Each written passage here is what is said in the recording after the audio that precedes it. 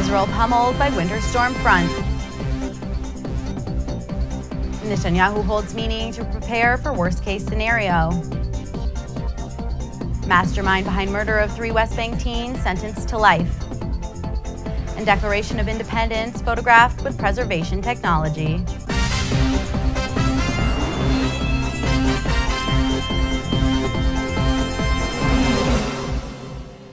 Shalom and welcome to the Jerusalem Post News. Here are your headlines for Wednesday, January 7th. A shooting attack in Paris, France left at least 12 people dead on Wednesday.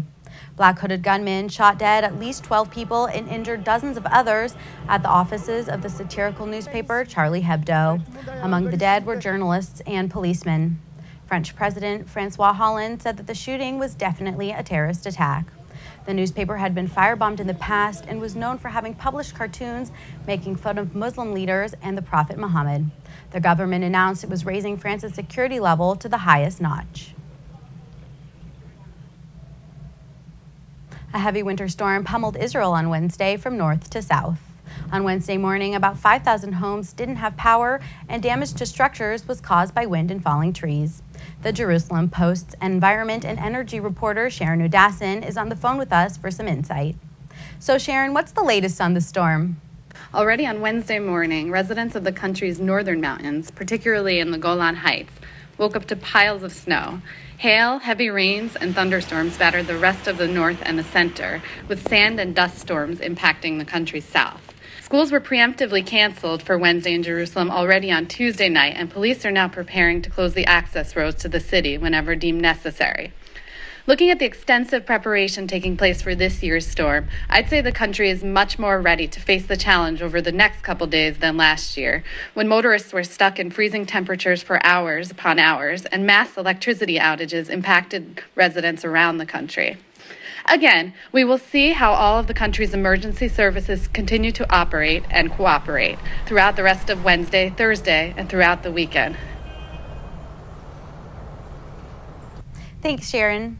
Prime Minister Benjamin Netanyahu took the necessary precautions on Tuesday to prepare for the storm, holding a meeting with Jerusalem Mayor Nir Barkat to discuss disaster prevention. יש כאן 3 בקשות, או 3 משימות. משימה ראשונה, הצלת חיים. משימה שנייה, רציפות שירותים חיוניים. משימה שלישית, עזרה הדדית. תושבים עוזרים לתושבים, ערבות הדדית. מעבר למה שהמדינה עושה והיא תעשה, מעבר למה שהעירייה עושה והעיריות עושות והן יעשו, הן תעשנה, אני מבקש מאזרחי ישראל פשוט לפקוח עין על השכנים ולעזור. עם ישראל מצטיין בו. תודה רבה לכם. תודה. תודה רבה, אדוני. A military court on Tuesday sentenced the ringleader behind the kidnapping and murder of 3 teenagers near Hebron last June to 3 life sentences.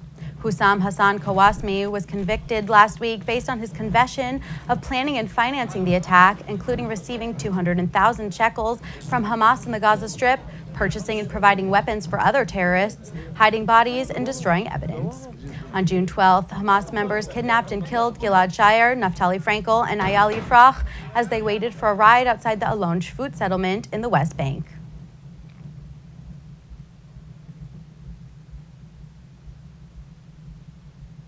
Israel's Declaration of Independence was photographed Tuesday in a laboratory at the Israel Museum in Jerusalem. According to the Antiquities Authority, the state-of-the-art photography was done in coordination with the Israel State Archives to replicate the original appearance of the document, which was signed on May 14, 1948. The declaration was photographed in the authority's Lunder Dead Sea Scrolls Conservation Laboratory using an advanced multi-spectral photographic system that allows shooting different exposures at a number of wavelengths.